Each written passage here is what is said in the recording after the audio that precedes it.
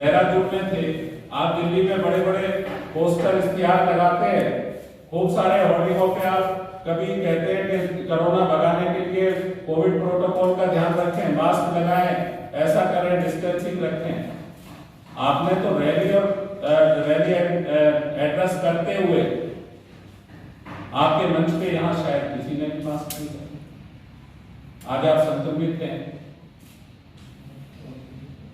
हम ईश्वर से प्रार्थना करते हैं कि आप भी और दिल्ली के जो लोग आज संक्रमित हैं, जिस तरह से संक्रमण बढ़ा है, जल्दी से जल्दी स्वस्थ हों, उन्हें स्वास्थ्य लाभ हो, उनको हर परिवार के लिए अपने एक सदस्य की बहुत कीमत हो। आप तो आज तक नंबर्स भी नहीं दे पाए।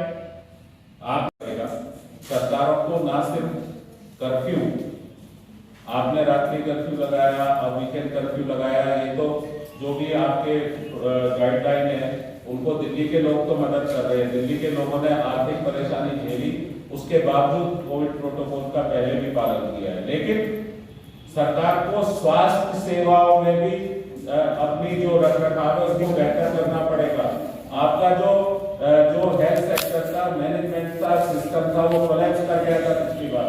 हम कहना चाह रहे हैं कि आप स्पष्ट करिए, आप स्पष्टता के साथ बताइए। हम तो कह रहे हैं सदन में आपको बताना चाहिए था, दिल्ली के लोगों को सदन से भरोसा देना चाहिए था कि हमने ये चीजें पहले से ही करके रखी हैं, इतने बेड्स, इतने ऑक्सीजन बेड्स, इतनी व्यवस्था, पैरामेडिकल, मेडिकल स्टाफ की जो जरूरत है, और भी जो कोरोना से संबंधित जरूरतें हैं उनको पूरा करने के लिए जो काम किया है उसको बताए सरकार, तभी तो लोग भरोसा करेंगे।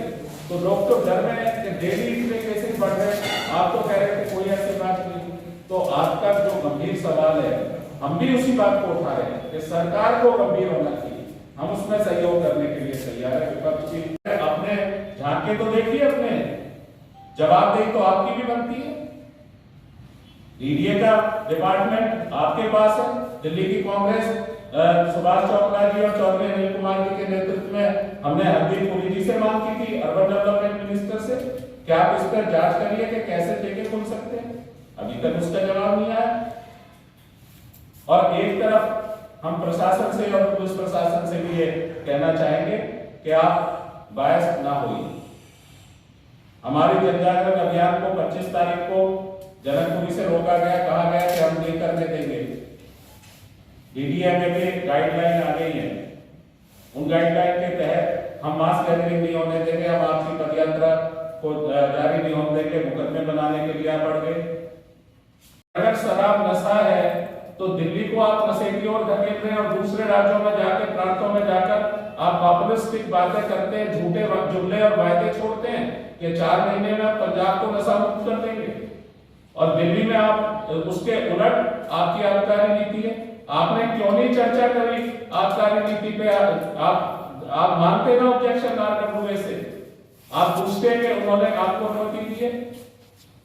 और तो और एक और बड़ी गंभीर बात आई, इन्हीं के अपने बहुत वरिष्ठ नेता जो एक संवेदनशील कवि भी हैं इस देश के, जिन्होंने कई मुद्दों पर अपनी स्थिति स्पष्ट की, सरकार है, लेकिन दिल्ली की सरकार विधानसभा में शायद विशुद्ध रूप से राजनीतिक जो पर्यटन चल रहा है दिल्ली के मुख्यमंत्री का, उसको मजबूती देने के लिए ये विशेष सत्र को उन्होंने शायद आहूत किया।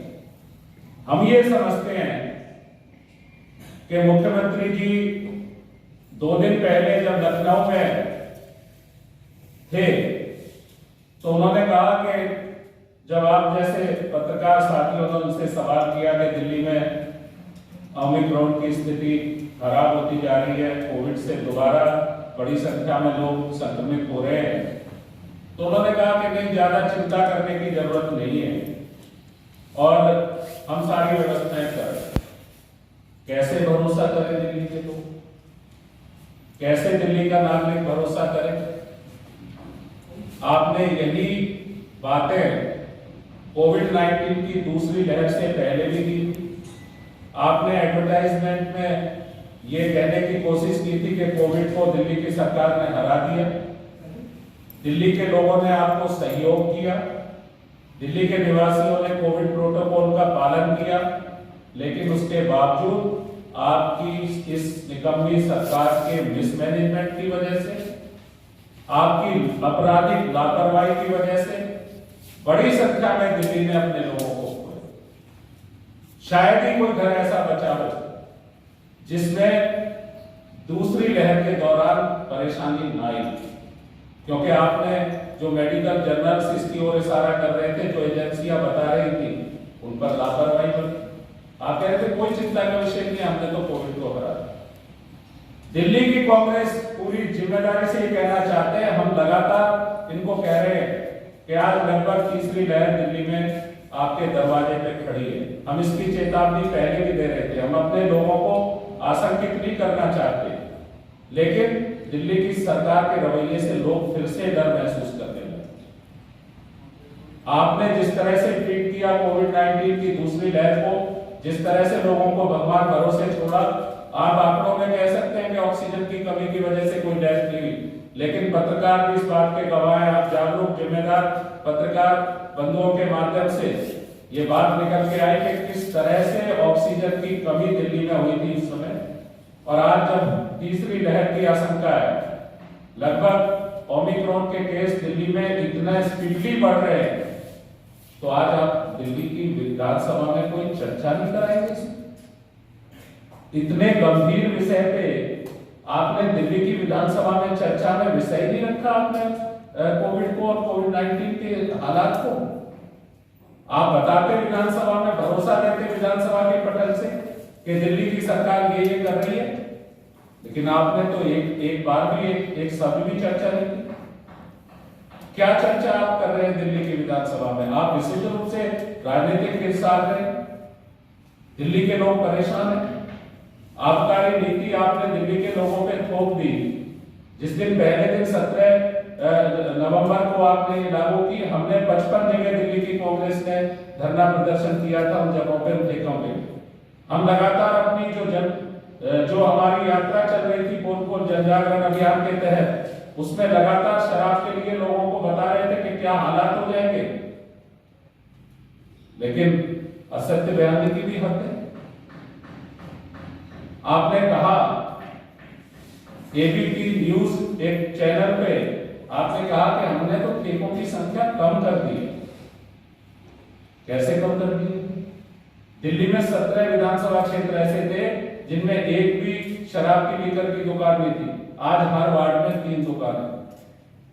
30 जोन आपने बनाए, 27 जोन आपने बनाए 30-30 शराब के ठेकों के। कितनी संख्या है? आप असत्य बयान नहीं कर रहे हैं, आप कह रहे हैं कम कर दी ठेकों की संख्या। दिल्ली में रिहायशी इलाकों में ठेके नहीं थे। आप जब सरकार में नहीं थी, आप पार्टी ये केजरीवाल की सरकार नहीं थी, तो केजरीवाल साहब ने 2015 के मैनिफेस्टो से क्या कहा था आपने कि दिल्ली में ये तो माफिया होता है, नेता और जो अधिकारी मिलकर